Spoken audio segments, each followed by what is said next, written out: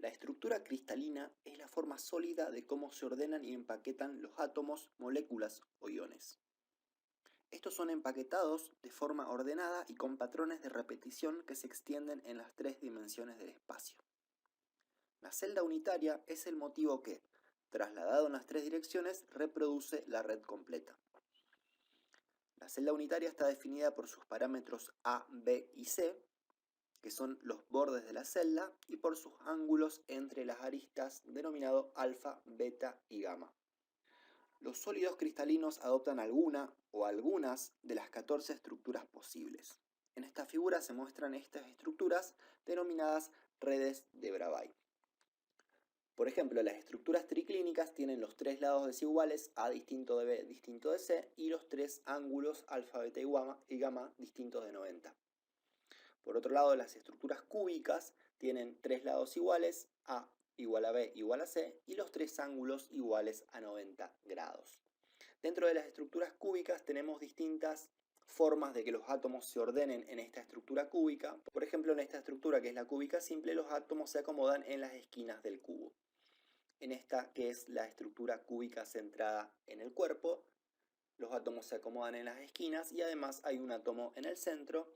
Y en esta estructura, que es la cúbica centrada en las caras, los átomos acomodados en las esquinas y en cada una de las 6 caras del cubo. Salvo algunas excepciones, los metales cristalizan en solo tres estructuras.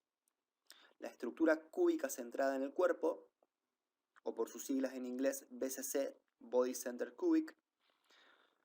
Algunos de los metales que tienen esta estructura son el hierro alfa, el cromo, el tungsteno y el vanadio.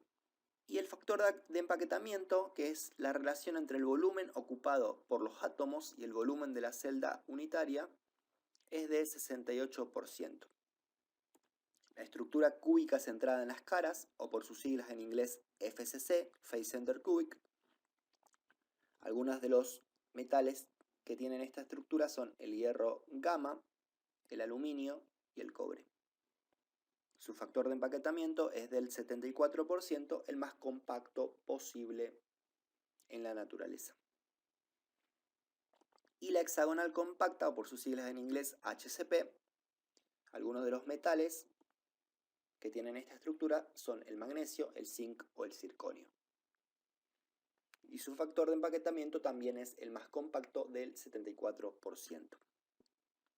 Las distintas estructuras cristalinas influyen en algunas propiedades de los metales, tales como la densidad, el módulo de elasticidad, la resistividad, las propiedades magnéticas, entre muchas otras.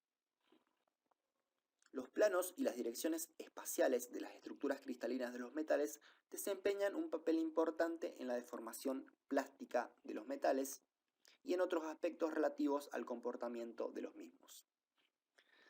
Para identificarlos se utilizan grupos de números denominados índices de Miller.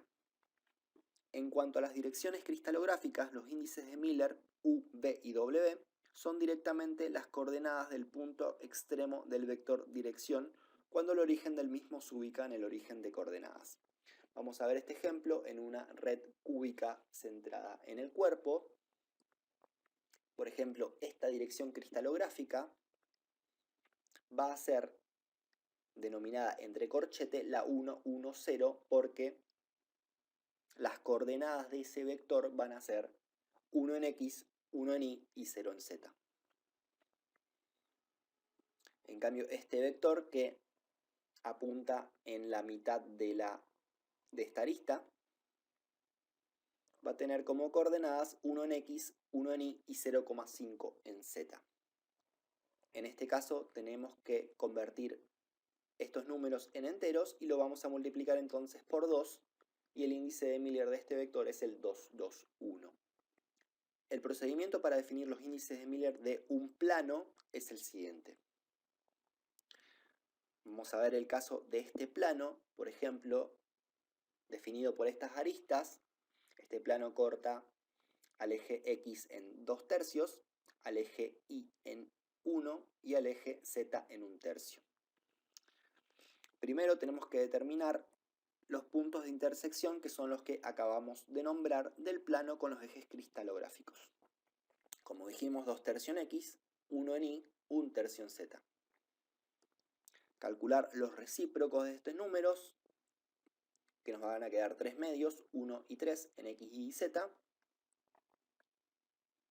y reducir estos números a números enteros. Si multiplicamos esto por 2, nos va a quedar 3, 2 y 6.